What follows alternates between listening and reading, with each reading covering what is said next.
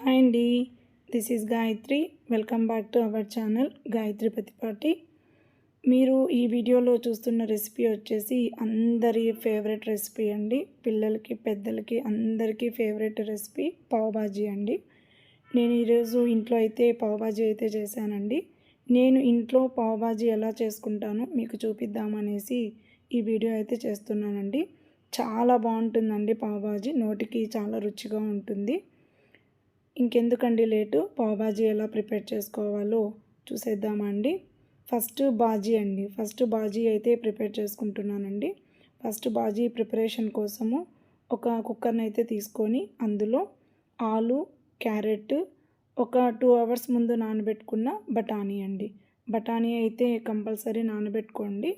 నానబెట్టుకున్న బఠానీ వేసి అందులో ఉప్పు అండి, ఆ వెజిటేబుల్స్కి ఉడకడానికి సరిపడా ఉప్పు వేసి వాటర్ వేసేసి స్టవ్ మీద పెట్టేసుకొని బాయిల్ చేసుకుని పక్కనైతే పెట్టేసుకోండి. ఇప్పుడు బాజీ కోసము స్టవ్ మీద ఒక కడాయి పెట్టేసుకోండి. కడాయి పెట్టుకొని అందులో ఆయిల్ అయితే వేసుకొని, కొంచెం ఆయిల్ వేసుకోండి, ఎందుకంటే మనము బటర్ అయితే యాడ్ చేసుకుంటాం కాబట్టి కొంచెం ఆయిల్ అయితే సరిపోతుందండి. కొంచెం ఆయిల్ వేసుకొని బటర్ వేసుకోండి. బటరు పావ్ బాజీకి కొంచెం ఎక్కువే పడుతుందండి, కాబట్టి బటర్ కొంచెం ఎక్కువగానే వేసుకోండి. ఆయిల్లో బటర్ అనేది బాగా కరిగిపోవాలండి. ఆయిల్లో బటర్ బాగా కరిగిపోయిన తర్వాత ఇప్పుడు అందులోకి చిన్నగా కట్ చేసుకున్న ఆనియన్ అయితే అందులోకి వేసి కొంచెము బటర్లోనూ ఆయిల్లోనూ బాగా ఫ్రై చేయండి. ఆనియన్ పచ్చివాసన పోయే వరకు ఫ్రై చేస్తే సరిపోతుందండి.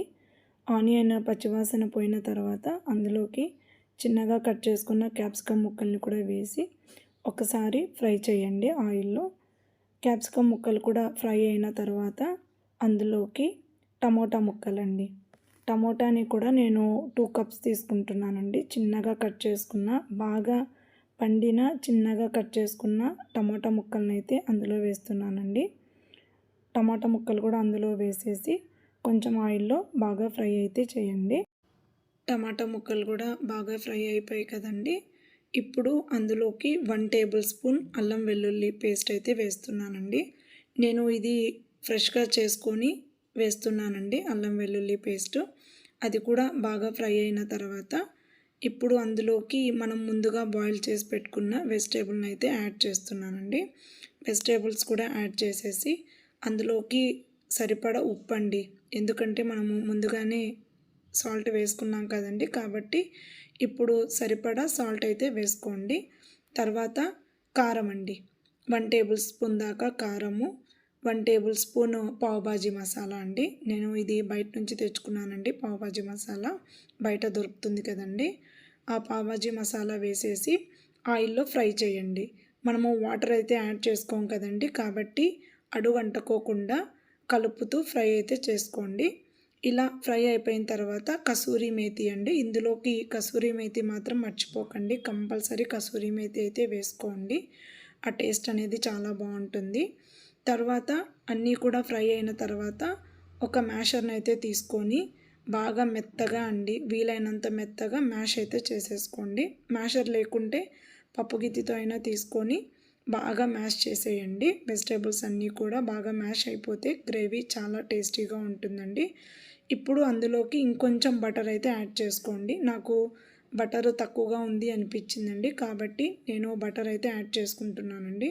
చూసారు కదండి, కడాయికి ఇలా అంటుకోకుండా సపరేట్గా వచ్చేస్తుంది కదండి. అప్పుడు మనము కావాల్సిన వాటర్ అయితే యాడ్ చేసుకోండి.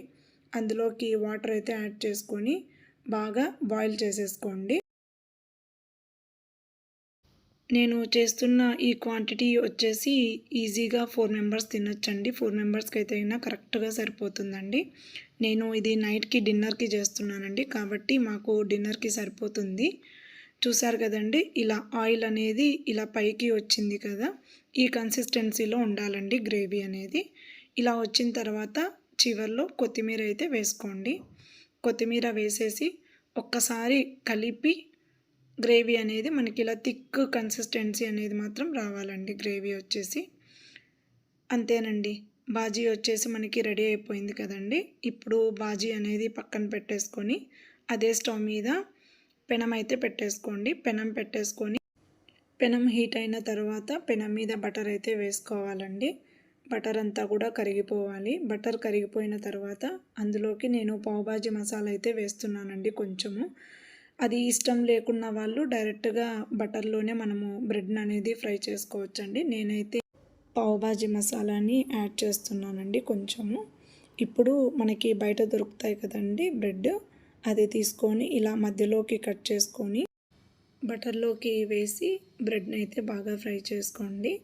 ఇలా మనకి ఎన్ని కావాలో అన్ని బ్రెడ్స్ని కూడా ఫ్రై చేసేసి పక్కనైతే పెట్టేసుకోండి. చూసారు కదండి, నేను పావు బాజీని అయితే ఇంట్లోనే సింపుల్గా ఎలా చేసేసుకున్నానో. బయటికి వెళ్ళాల్సిన అవసరమే లేదండి. ఇలా ఇంట్లోనే సింపుల్గా చేసేసుకోవచ్చు. నోటికి రుచిగా ఏదైనా తినాలి అనిపించినప్పుడు ఈ పావు బాజీ చేసుకొని తింటే చాలా టేస్టీగా ఉంటుందండి. చూసారు కదండి, నా రెసిపీ మీకు నచ్చినట్లయితే ప్లీజ్ లైక్ చేయండి. మరిన్ని వీడియోస్ కోసం నా ఛానల్ని సబ్స్క్రైబ్ చేసుకోవడం మాత్రం మర్చిపోకండి. థ్యాంక్స్ ఫర్ వాచింగ్ అండి.